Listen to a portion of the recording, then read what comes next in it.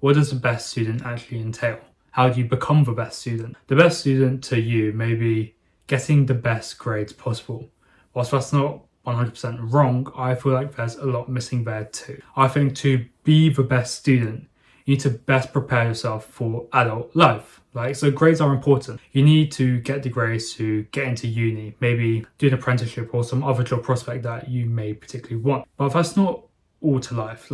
Grades are important, but there's a lot more to life than just grades. Every single successful person that you look up to, they aren't fully just defined by their grades. They also are excelling physically, mentally, also doing well in their work, or they have good family relationship. These are all part of being the best student, and it's not just restricted to your grade. So you have this main goal of getting your grades, but all of these other things are really significant.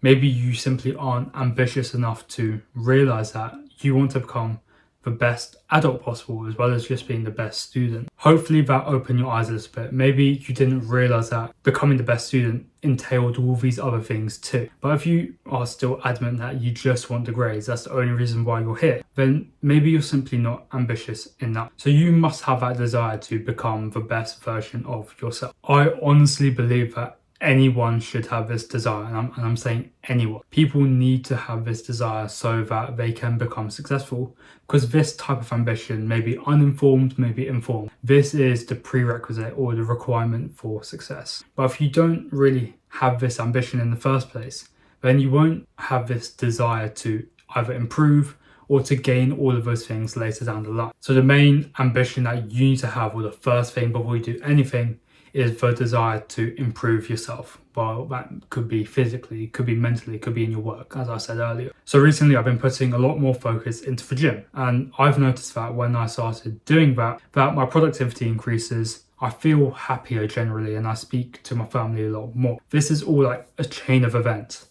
You need to improve one thing in your life. It could be small, it could be your mental health, or it could be how well you're working.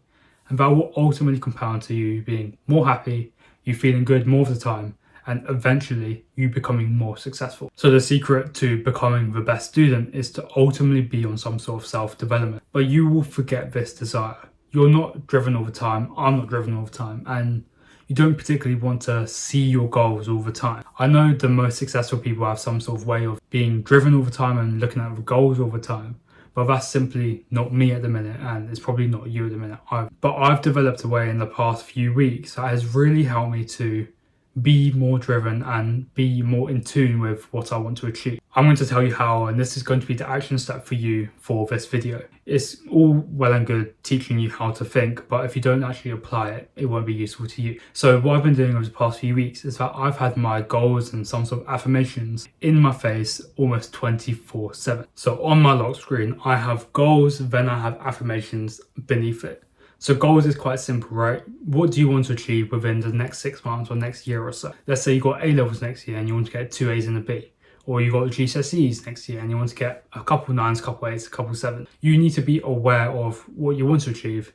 And then when you are going to go and achieve that, you'll be more driven towards it. Because you know deep down that's the thing that will really make you feel, well, pride, happy, purposeful, whatever you want to call it. But the next thing is more important. What type of person do you need to be in order to achieve those goals, or otherwise known as affirmation? So the main goals that I have at the minute are to do as well as possible my A-levels, try and get 4 A stars, do as well as possible to get into uni, and to develop myself socially. So what type of person do I need to be to achieve those things? So to do well in my A-levels, I need to be a hard worker.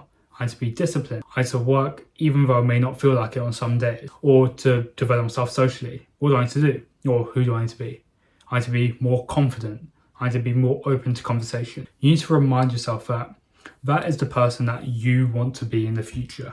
And if you don't do anything about it, it simply won't happen, and those goals won't happen as a result. You know that a person who's achieved this is also this type of person. And that's ultimately what you want to be like in order to achieve those things. The moment that you bombard it, you put in your face all the time that you need to become a harder worker, or you need to be more disciplined, or you need to be more confident, that's when those things actually turn out to happen.